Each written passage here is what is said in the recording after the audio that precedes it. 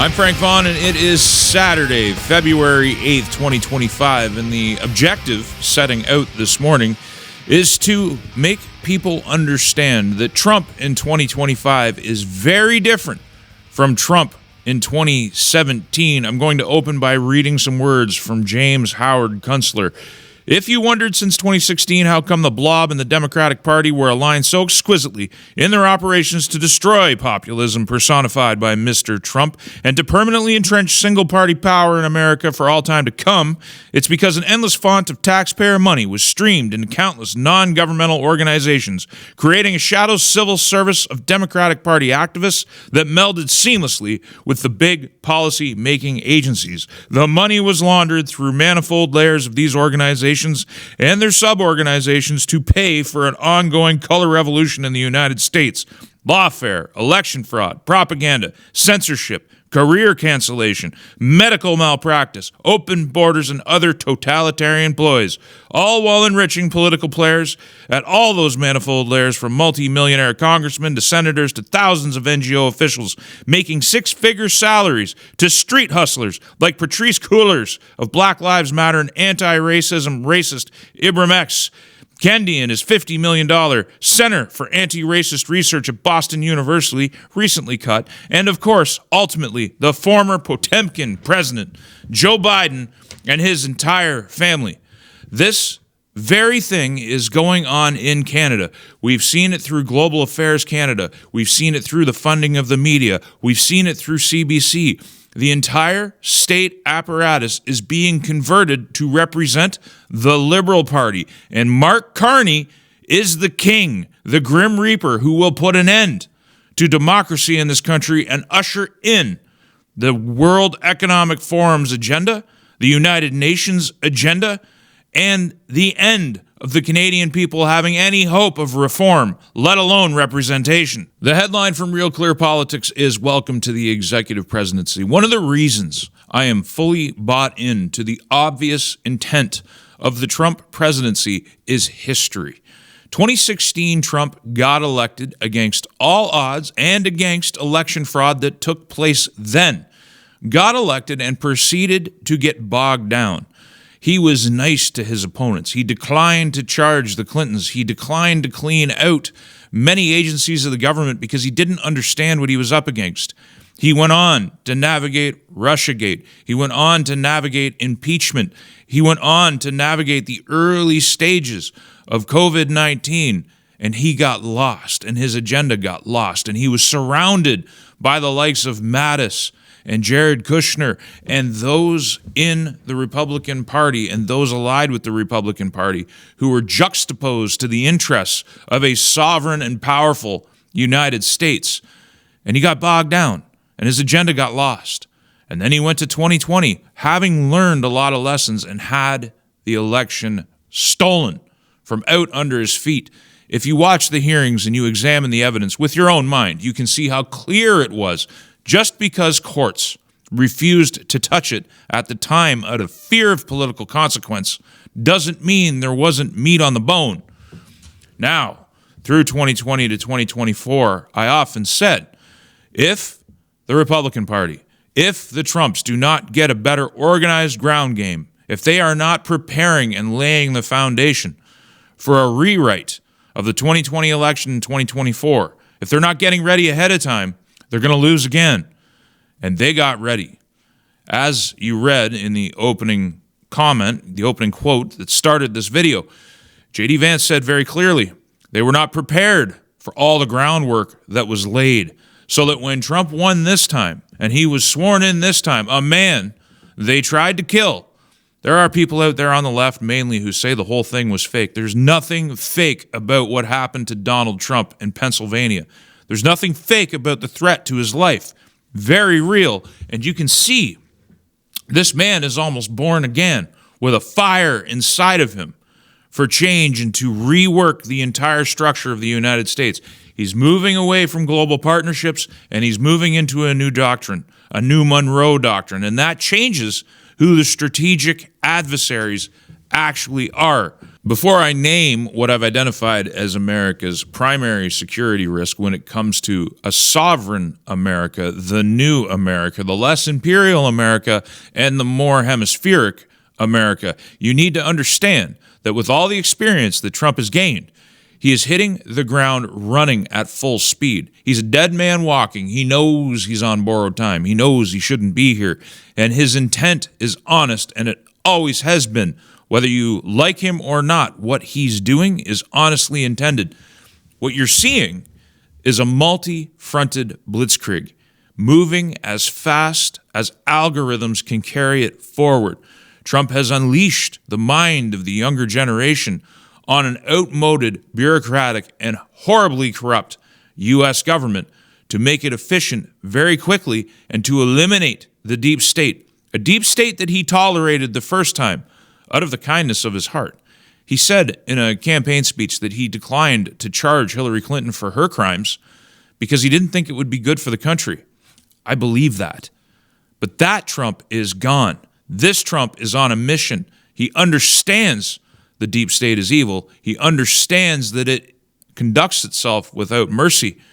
And the efforts of Doge and the efforts of the people Trump is putting in place, including Pete Hegseth, are going to be merciless as well. In previous videos, I've referred to the new Trump doctrine as neo-Monroeism, or the new Monroe Doctrine, which makes identifying America's primary security risks very easy. It's Canada and Mexico. I think Mexico, in spite of representing a bigger share of the problem, is actually the easier one to deal with, and I think it's already on its way to being dealt with. There's an aircraft carrier parked off of Mexico's coast, very close to where all the cartels are based. How long before they start bombing them? It's going to happen, I think. I think it's inevitable. Unless the Mexicans deal with it concisely and fast, I think the Americans will just wipe the cartels out. Their intentions are to bust up the Bush, Clinton era crime networks. It's not just Canada that's corrupt. The Americans have been corrupt for a very long time. Trump is not part of that drug-based corruption. There's all kinds of history about how the CIA flew drugs into the United States and sold hard drugs from South America to fund operations in Vietnam and other places. The history goes back a long way. That's over. You can see it ending before your eyes. And so where does that leave Canada? As a security risk, because a lot of narcotics go through our little narco state. We are a global capital. I don't know why more people don't talk about it. It's right under your noses. You can see the evidence of your eyes everywhere. But I've put numbers on it. I've put the evidence on it. Other people have put the evidence on it. This is a criminal international hub. We launder money for everybody. And we are the front line in the World Economic Forum and the United Nations war against American sovereignty. That is going to end, and it's going to end fast. The headline is Premier Smith remains silent as calls for resignation grow louder following AHS political interference allegations. In Canada right now, Pierre Poilievre is not the greatest danger to the establishment. It is Daniel Smith and, to a lesser degree, Scott Moe. A much lesser degree. I'm hoping he wakes up. I'm hoping the Sask Party comes along. I'm hoping that we start aligning ourselves very close with Daniel Smith and very vocally, because Canada is about to change, whether we like it or not. Smith is the real leader of the people right now. The politicians in Ottawa are the leaders of Canada. Those two concepts are very different things. Daniel Smith is suffering from a full court press of bad media right now, as well as left-wing influencers going hog wildly nuts about her going to the United States and actually winning for her people a bit of a break from the Americans. She's probably the only reason we don't have tariffs now, and she's definitely the only reason that oil was going to be subject to a lower tariff than the rest that we were going to face. Those tariffs are probably still coming because our government is so inept. They made a bunch of commitments they can't keep, and that short leash that the Americans have is getting tighter and tighter as the days go by. But they're talking about calls for her resignation, calls in the media, calls from the opposition. But she's stronger than she was when she was elected. Look at the numbers. The numbers don't lie. Leisure is a good polling house. This is a good poll. This is why the media is not promoting this poll. Now, I want to give you an alternative if you are one of my ex-followers. If you're sick of following Polling Canada with their transgender flag in their bio and the fact that the founder is a card-carrying member of the NDP, LARPing around as somebody who is nonpartisan, follow at Real Albanian Pat. This guy's great. He does good work. He doesn't have a following like he should. He's got a brilliant website, and I love it. And he shows here, that laser poll, what it would look like. The NDP would lose 10 seats. Smith is stronger than she's ever been, yet the media lies. Another plug I would like to give is the Alberta Prosperity Project.nationbuilder.com. The address is there for you to see. This is registering your intent to vote yes, supporting a referendum for Alberta sovereignty. The purpose of this registration process is this. The Citizens Initiative Act requires 600,000 signatures collected within 90 days to initiate a referendum on Alberta's independence. Creates a high bar. Given the difficulty of collecting 600,000 signatures to a petition within 90 days, the simple solution is having more than 600,000 Albertans pre-registered for the petition. So they're trying to do the work ahead of time. Alberta really needs to consider separation or consider a deal with the United States, because this country is designed around keeping her and Saskatchewan down permanently, basically colonies for the rest of the country. So Canada, via the machinations of Ottawa, which means Quebec primarily and Ontario, has converted the nation into a resource colony for some of the worst despots in the world, China, India, some of the worst things that we're bringing in and exporting as well. On top of the drug problem, on top of the money laundering, we are being taken advantage of massively. Quebec, within that context, takes advantage of the West to her benefit. The entire East does. The system, the federation, which Quebec has not signed up to, never put their signature on the document. They participate voluntarily, and they only continue participating because it's worth billions and billions and billions of dollars to Quebec, extracted from the people of Alberta, extracted from the people of Saskatchewan. It's time for a change. Pressure for autonomy, pressure for sovereignty, pressure to make a deal with the United States. That's the future. At the very least, would create leverage against Ottawa and maybe force this country to rethink the entire deal and make it more fair and equitable for everybody. We need a triple E Senate. It needs to be elected. It needs to have equal distribution among the provinces. We're never going to get it. The country's never going to allow us to have it, not without making significant noise. Shifting our attention back to the United States, it is completely wrong-minded to think that Russia and China are America's primary strategic adversaries at this very moment. They may become, at least one of them may become, the primary concern in the near future, but at the moment, that is not the case. DOJ issues directive ending Biden-era task force aimed at seizing assets of Russian oligarchs.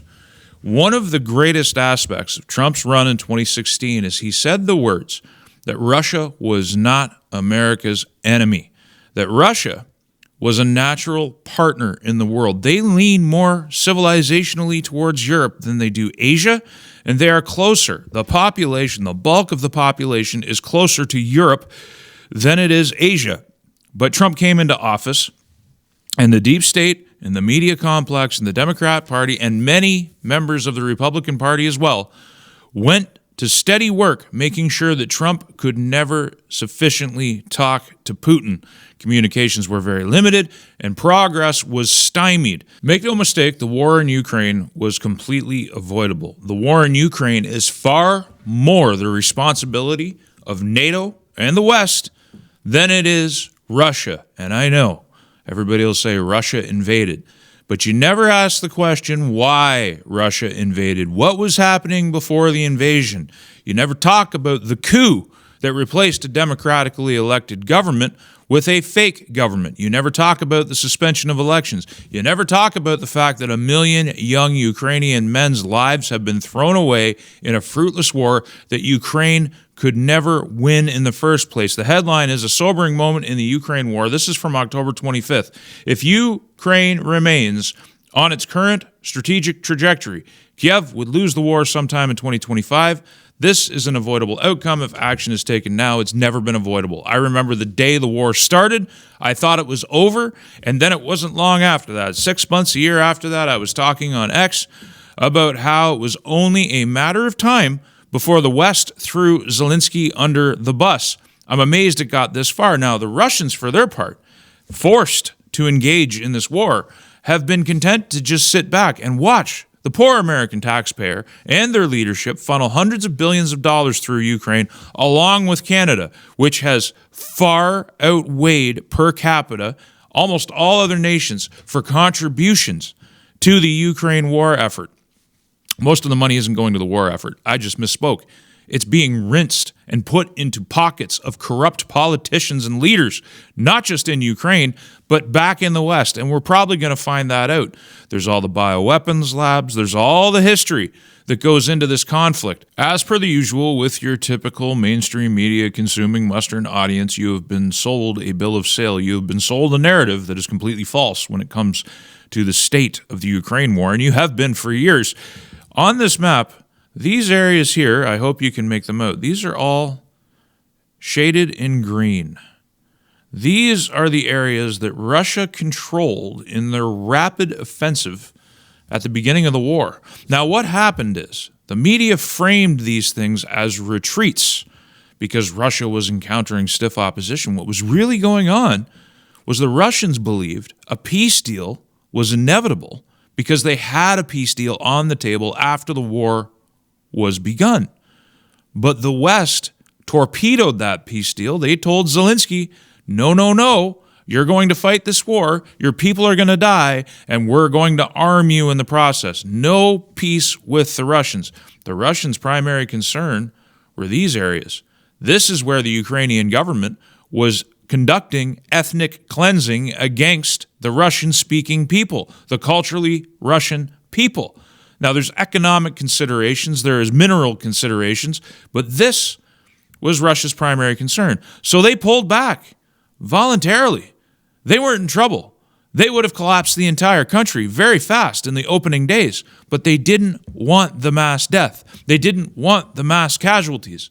So they trusted, once again, one of Russia's greatest mistakes that they've made over and over again throughout their history is trusting the word of Western leaders. They have been betrayed over and over again, and you can call me a Russian propagandist all you want. I'm a student of history. I understand how things actually happen. This is the truth. I'm not trying to tell you that the Russian government are the best people on earth. I'm not trying to tell you that they're our friends.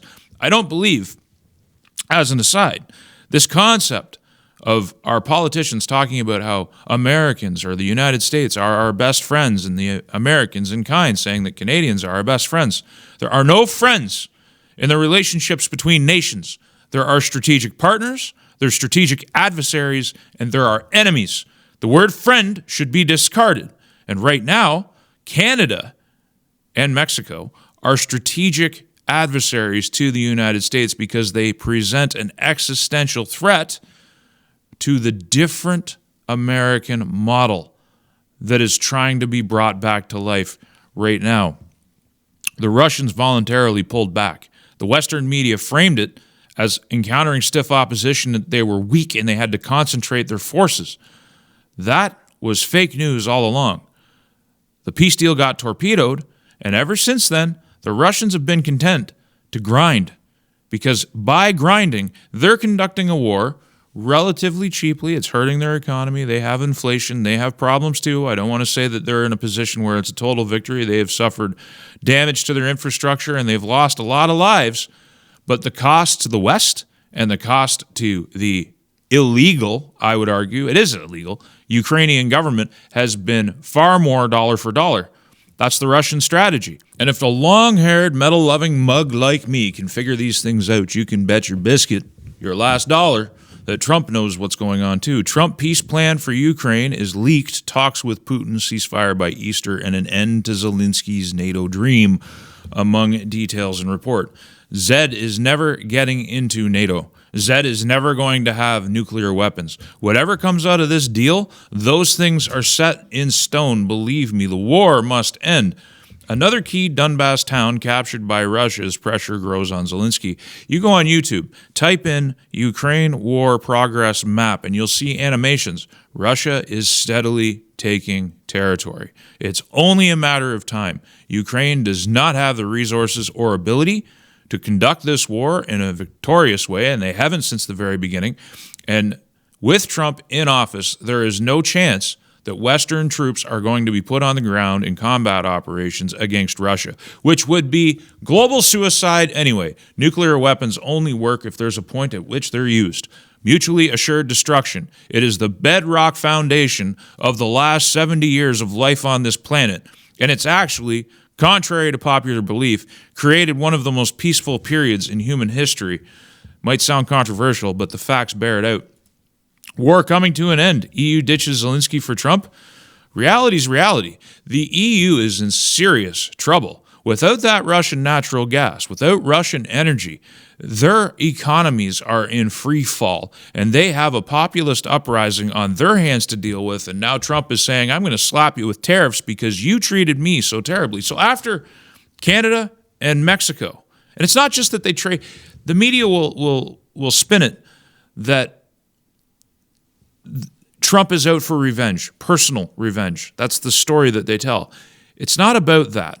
Is it personal for Trump? Yes, but he is married to a new Monroe Doctrine. He is married to American greatness and a shrinking of the empire and a flowering of the republic. And that's what these people oppose. So after Canada and Mexico, Europe is next. Believe it. Don't know where the money went. Zelensky wants $100 billion more from Trump.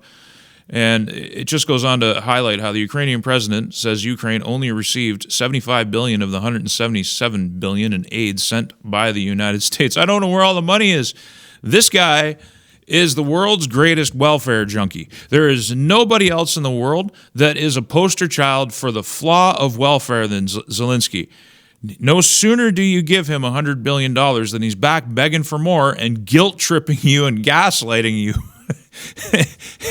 And the media just repeats with fawning admiration this guy that can't even put on a suit when he's meeting with a foreign leader. It's all a live-action role play. It's all a LARP for this guy. How many politicians have you known? How many politicians flew into Iraq during military operations? How many politicians that weren't directly involved in making decisions for those troops? How many flew into Afghanistan? But you had a parade of celebrities, of politicians, of so-called public leaders, all flying into Kiev, clearly not very afraid of Russia. Russia's war goals have been limited and have been clearly telecast this entire time. When Trump says the war was avoidable, he is 100% correct. The ludicrously ridiculous headline is Zelensky ready for talks, warns, I will not be kind to enemy Putin. It's not your decision to make, bud. You've already outed yourself for what you are. You have left yourself exposed more than Doug Ford left himself exposed when he publicly ripped up the Starlink agreement and made himself look a fool because once again, Doug Ford believed Justin Trudeau when he said we were going to war this month. Doug Ford looks like a fool. I'm getting distracted. Zelensky is the European equivalent of Doug Ford. It's not his decision to make. Greater powers than him will decide the fate of Ukraine, and it's his own fault. The Ukrainian people don't even support this clown now. 80% of them want him gone. He couldn't win an election to save his life at this point, so he can say all he wants. His time in the sun is over. Now, to be sure, this neo-Americanism is going to leave some vacuums into the world into which power is going to flow. Pentagon drafting plans to pull all U.S. troops from Syria, fulfilling long-time Trump pledge. I imagine that many U.S. troops from overseas are going to be coming home as the focus shifts to the Western Hemisphere and securing it as a strategic region for the future of the American Republic. Turkish officials say military bases in Syria being considered. Syria is being carved up. Right now, the puppet government, as I would call it, or the patsy government might be more accurate. These are people that had bounties on their heads. These are people that the Americans would have paid you handsomely to kill only a few months ago, have now been polished up and thrown in suits and are being paraded around international media. And even then, they did that, and then they shuffled them off to the corner because it didn't work out so well. Some lies are far too obvious.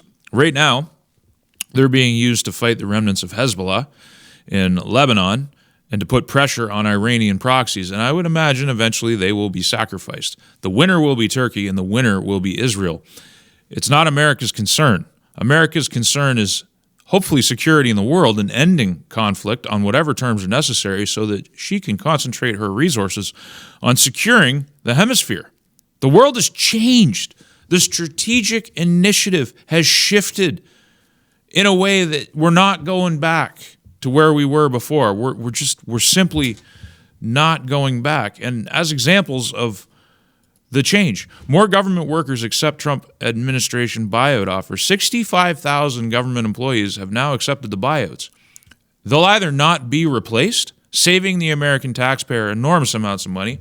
Trump was talking about balancing the budget yesterday, that it'll be balanced within a couple of years.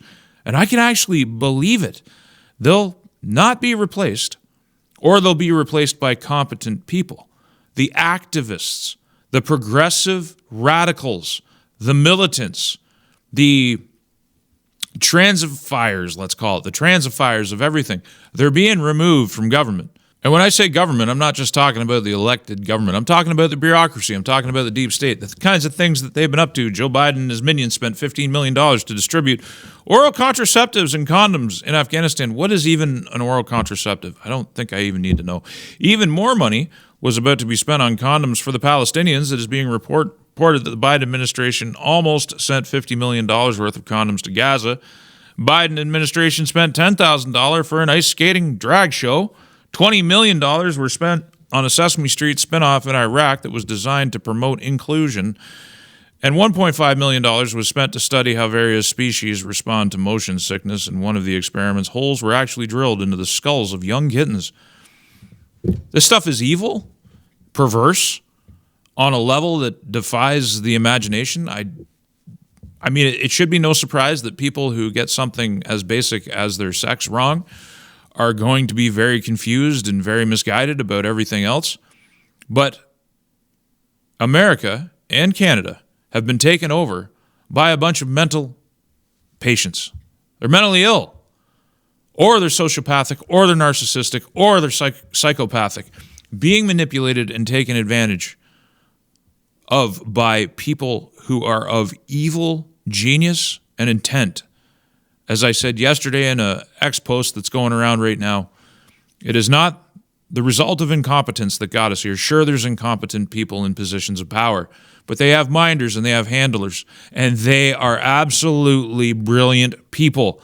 They've been getting their plan done for decades, but the easy times for them are over. There is a new page being turned. The headline is Michigan Rep. Lori Pohotsky will voluntarily sterilize herself to avoid pregnancy in Donald Trump's America. What a useless waste of perfectly good fertility. This kind of madness is going away. This kind of virtue signaling. Trans vegan terror cults are going to be a thing of the past. Do you think I'm making that up? No, there's the Zizians, a trans vegan terror cult tied to recent murder of Border Patrol agent and at least 3 other murders. Oddly specific, trans veganism. There's a trend, if you haven't noticed, that trans-identified people who themselves are mentally ill and who are very confused about what they are also are incredibly violent and tend to be narcissistic and tend to be sociopathic. You see it everywhere, all around you. That's an example of the type of madness that the Americans are moving away from. And dare I say, Canada will soon be moving away from, one way or another. And there are those with tinfoil hats on who say it is all optics, that this is all fake news. It is all designed to just create a North American Union and further the objectives of globalists. The real danger is that in a post-Trump world where he is gone, The very same evil elements that are on the retreat right now will end up taking back over and gain the advantage of all of the things that Trump is trying to do and build so that they can convert it back to a new and more powerful form of that which Trump is trying to fight right now. But here's some examples of why you should accept Trump's sincerity. Trump withdraws from UN Human Rights Council and ends funding to the UNRWA. This is in addition to withdrawing from the WHO. This is in addition to going before the World Economic Forum and delivering a very powerful message. The change is before you, scattered to the winds. Entire CIA gets Trump buyout offer. U.S. aid employees placed on leave worldwide.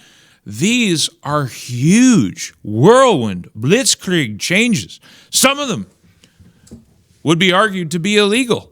But where are the Democrats going to come up with the money to prosecute all of these at the same time? That's why it's a blitzkrieg. Before he got bogged down by a few things because he allowed progress to be stymied. Now he's moving in so many directions all at once that there is no chance to organize a resistance. This is a brilliant strategic plan being masterfully executed thus far.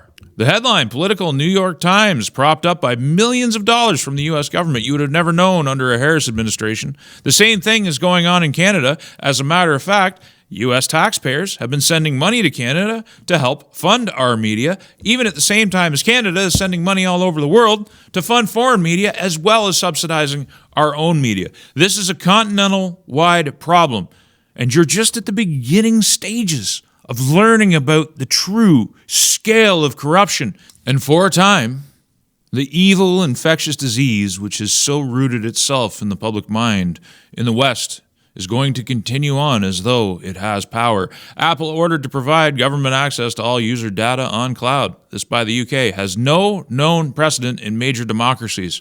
They're not democracies. You have a veneer of democracy. But what's actually happening is totalitarianism with a veneer. That is what's being brought to you. Fears and anguish and frustrations in northern UK town hit by racist riots.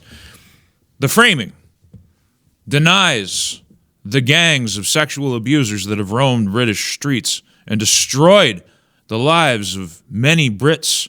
Again, they're going to go on pretending that these problems don't exist. But it's coming to you. It's coming to your front door. You're seeing it. It's coming right to your computer screen now. You don't need a media filter anymore. You can get your news direct. Gen Z, ready to embrace dictatorship in Britain after losing trust in democracy. Is it any wonder why headlines like this can exist in the world that we live in today, where the so-called democracies have done everything in their power to undermine the social fabric of their people, to undermine their culture and destroy it, to undermine their economic feasibility, to undermine their safety, to unleash criminality, to unleash addiction and drug waves across the world? Every country, to one degree or another, suffers from this disease, which is now being purged by the American medicine. And just so you understand how fast that American medicine is coming to Canada, Trudeau was caught on a hot mic. Let's listen. Mr. Trump has it in mind that one of the easiest ways of doing that is absorbing our country. And it is a real thing. Absorbing our country, it is a real thing. That is our Prime Minister telling the truth. It's a real thing. Because of the corruption I've been highlighting in my last 10, 12, dozen videos. I don't even know how many it is anymore. I've been making them for days and days and weeks. You need to go watch them all. Understand that Canada has been turned into a narco state by these people. They have left us in this position, and not just that. They've weakened our military, they've gutted our institution, and they've made Canada as resilient as a piece of paper facing a sword. America's the sword. We're in trouble. But I wouldn't want you to get too black-pilled. I see a lot of hope and I see a lot of optimism for the future. But once we attain these things, once we actually clean the streets, once we actually do the work that's necessary to free the people of Canada from this yoke, we will also have to fight to keep it. The fight never ends. So I hope I've sufficiently demonstrated in this video that the strategic imperative of our times has fundamentally shifted and it's not going back, and you should take it seriously and you should be preparing for that outcome and you should take comfort in it, because all of the ills that surround you can only get better if we purge the wound. If you have a great big boil and it's just getting bigger and bigger and bigger, you got to lance that thing and it's going to hurt. And we are at the beginning of the lancing. I'm Frank Vaughn. If you like the work, please consider supporting it via the website. And a big thank you to anybody who has. I appreciate it all, and I may not reach out to you individually. I've explained in previous videos the reasoning behind that. This isn't a pay-for-access operation. If you like the work, consider supporting it, and I'll see you in the next one. Did you know that I have a website? frankvaughn.ca, the ultimate repository for all of my work, and a backup location just in case the censors come for me again. And if you like the content, please consider using the donate link in one of the options available. There are no paywalls, there is no advertising, and there is no Patreon, and I intend to keep it that way. Thank you for your time and your consideration.